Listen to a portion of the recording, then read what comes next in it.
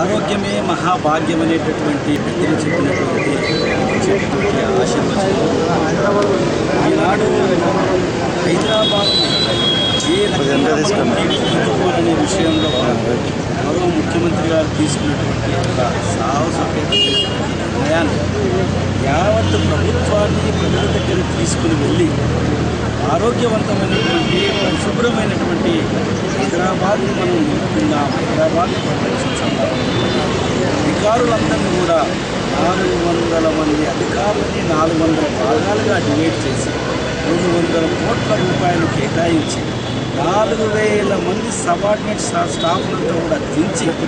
governor గారు, ముఖ్యమంత్రి గారు, చీఫ్ సెక్రటరీ గారు, మంత్రులు, అధికారులందరూ కూడా 5 రోజులు రాత్రి బహుళ ప్రజలందరినీ కూడా మోటివేట్ చేసి ఇది మన హైదరాబాద్, దీన్ని మనం కాపాడుకుందాం, స్వచ్ఛమైన హైదరాబాద్ని కాపాడుకుందాం, స్వచ్ఛమైన నేత్రాలతో, స్వచ్ఛంగా శ్రవణంతో,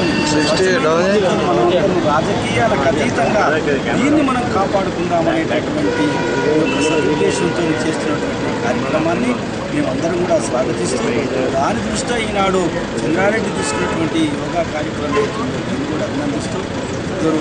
మహానుభావులు మంత్రులుగా వచ్చేసి దీన్ని ఆశీర్వచనం చేసి ప్రారంభించడం చేసినటువంటి వాళ్ళకు నేను ఆ నియోజకవర్గం